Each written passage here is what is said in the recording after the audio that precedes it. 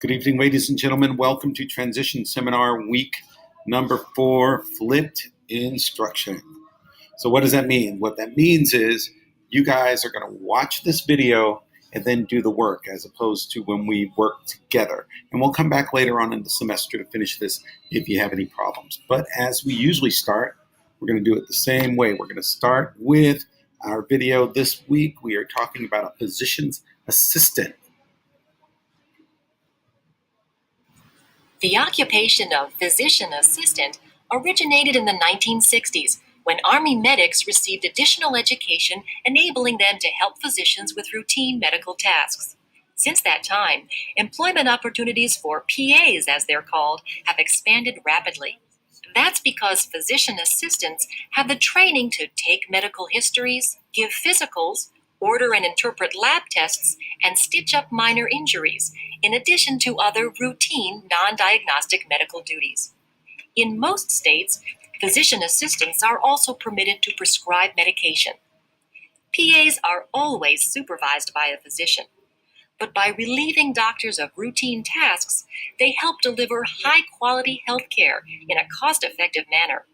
And thanks to the internet and telemedicine, which make it easy to consult with a supervising physician, PAs can bring medical services to rural and inner-city clinics unable to attract a full-time doctor. 49 states require PAs to be graduates of an accredited physician assistant education program. And although certificates and associate degrees are offered, most PAs have at least a bachelor's degree. Becoming a physician's assistant isn't easy, but it can be one of the most satisfying of all medical occupations. All right, so that is a physician's assistant. So what exactly is a physician's assistant? They provide healthcare services typically performed by a doctor under the doctor's supervision. They can do physicals, they can give you treatment, they can counsel patients, and sometimes they can prescribe medicine. But you've got to go to school to get this done. But worth it, I would say. So here's some job duties right here. They examine patients to obtain information about their physical condition. They make tentative diagnoses and talk to management and treatment teams about how it works. They prescribe medicine with physician approval, and they administer or order diagnostic tests like an X-ray, electrocardiogram, etc. Then they interpret, which means they figure out what that test results are telling you, and then they conduct complete physicals as well. Okay? What are the skills that are important to be a physician's assistant? You need to be an active listener. You need to be able to give full attention to what people are telling you when they say that something's wrong. And then you need to also be a critical thinker. Use your logic and reasoning to determine what's going on with the patient. You've got to be able to speak well enough and not be uncomfortable speaking to people to get information. And then they do other things like physicals, treatment, and they counsel patients. So, how much school do you need? Well, half of them need a master's degree. About 30% of them have a bachelor's degree, and then 15% have a professional degree, which is one of those certificate kind of programs you can get through junior college. But in California, I would venture to guess you've got to have at least a bachelor's, maybe a master's degree. But look at this. 2016 in the United States, there was 106,000 of them. By 2026, we're going to need 145,000. So that's a big change. That's all around the United States. Now in California, starting with 10,000, we're going to go up to 13,000. That is a 34% change. That's 980 jobs that will be available for people to work as a physician's assistant. What do they get paid? Look at this. Not bad money at all. Start at $60,000. Oh, middle of the road, only $115,720. And then on the high end in California, look at that bad boy right there. $159,630. That is enough to buy a house, a boat, and a car. Sounds exciting to me. You ought to give it a try. All right, now we're going to take attendance, and this is how we're going to do it. I'm going to need you guys to pause the video after I finish talking. Okay? I'll give you a cue. I'll say pause the video now. You're going to go to Schoology, Then you're going to go to go to your class, and then fall 2018 and find the assignment called Attendance Week Number 4. You're going to click Submit Assignment. Then you're going to type the following phrase into the box below. Hi, Mr. M. Then click Submit. Now, I want you to do that to prove that you've watched this video during the week that I'm out. So this is what I need you guys to do. Don't forget, Schoology, your class, then fall 2018. So pause your video now.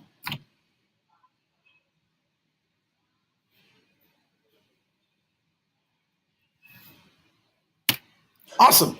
Now we're moving on. This is called Email Etiquette for Students. That's what we're going to be talking about this week, and we're going to thank Purdue University because they gave us a bulk of the material that I'll be sharing with you today.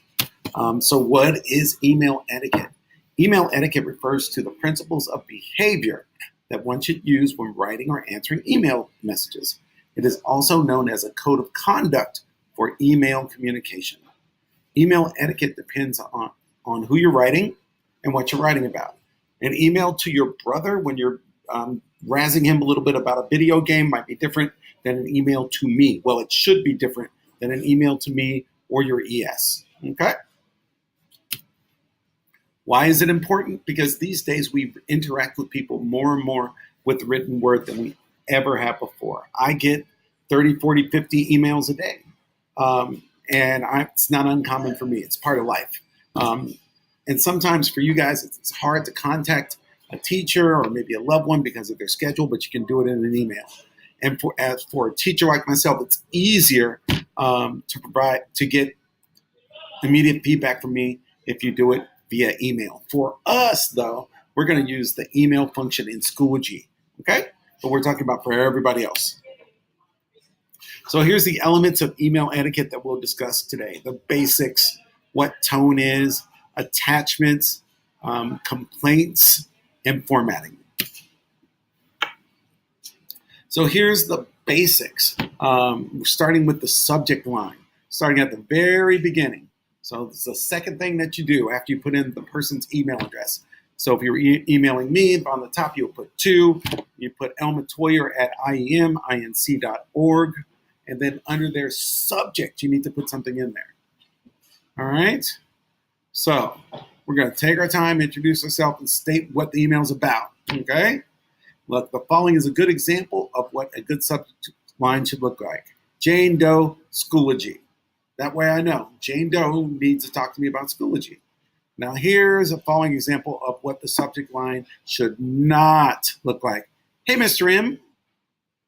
That's not very professional or businesslike. And we're in an academic setting, so it's expected that we act in a business manner. More basics. And I'm sure someone in your life's already told you this, but I'm going to tell you again. Think twice about whether the content of your email is appropriate for virtual correspondence. What does that mean in English? Don't put something on an email that you wouldn't want your parents to see. Okay? Because remember, once you hit send, it's gone for life. And you know what that means? Whoever has it can push it out to wherever they want. So just be careful. Try to keep your emails brief, one screen length, that's all right. And then try to respond to an email as quickly as you would respond to a phone call or text. So 24 to 48 hours is a good time to return an email, okay? Make sure you check for spelling, punctuation, and grammar errors before sending, and then use a professional font, not a decorated one, okay? Tone. Tone refers to the word choices that you use and how they're put together, and that tells you how I feel about you or the way you feel about me when you write your emails. So we want you guys to write all your emails to staff and teachers in a professional manner, okay? And they are to be don't forget they're representations of you and your abilities. So do not sell yourself short by not using the proper tone, okay? Avoid using negative words unless they're absolutely necessary. Use winks, smiles, emojis in social settings only. And then if you want to make it a little more comfortable for someone that you're comfortable with, like family, friends, use some contractions like don't, wouldn't, otherwise spell out the entire word. Attachments. When you're sending attachments, it helps to include the email, the file name, the format it's in, and the version of the program. Here's an example. Attached, project 3 proposal dot, right? That file is in Microsoft Word. This one is a big one. If I were you, I would seriously consider sending your files in either rich text format or PDF, because that way pretty much everybody can read that. But if you're using Microsoft Word, or if you're using something else and it's different, they may not be able to open your attachment in the computer. Say you went to McDonald's and you got some really cold French fries and you wanted to share how you felt with McDonald's. This is how you do it, okay? You should briefly state the history of the problem to provide context, because the person you're writing to wasn't there in the moment 90% of the time. So you've got to explain that to them, okay? Then explain the attempts you made previously to resolve the problem. Show why it's critical for the problem to be resolved by your reader, and offer suggestions you think it can be resolved or how you are willing to help in the manner. For example, Mr. McDonald's, if you need me to jump back there and run the fryer to make sure I get hot fries, I can do that. Okay. Here's an example. You guys can read that on your own time of what one of those complaint letters look like. Okay. And then the last big part, this is super important because all of us struggle a little bit with the formatting side of sending emails. Okay. So we're going to give you step-by-step how to format your emails, okay? So first thing, all emails sent to teachers, instructors, therapists, and others that you do not have a personal relationship with should follow the format below. Now, sometimes some of us have had the same speech teacher for 7 years, or you've been in class with me for 4 years, or you've got other people in your life, your doctor, right? What you want to remember is the subject line is the first part of your email. So it's important that what you put on there is super duper important. Okay? All right. So here's the subject line. First part of the email for your reader, it can determine whether your readers open the email. Okay? Most experts agree that subject line should be short, 6 to 10 words, and specific. So look, to Leon Metoyer, subject, this email is a test. Formatting, salutation or greeting. The salutation is how you greet the reader. And it's important that you understand whether you're addressing a formal or an informal audience. So an email sent to me should start with Mr. M or Mr. Metoyer, just like this. Okay? Now we've got the body text. The body text conveys the main message of the email. It also should include an introduction and a conclusion. It should be written in short paragraphs of 1 or 2 sentences. Where we'll add clarity, use numbers or bulleted lists. So here's my body right here in that red circle. And to provide some clarity, I used a bulleted list. That's how it works. See that little arrow? That's the body. So as a review, here's the body. This thing right here is the salutation, and there's the subject line. Formatting those signatures. All right, so your signature can be formal or informal depending on your audience. A good email template helps you, and then you don't have to worry about it. You get it done once. For example, this is whole big thing right here. This is my email signature. However, you can have your own, and then you don't have to type it every single time, which makes life easy.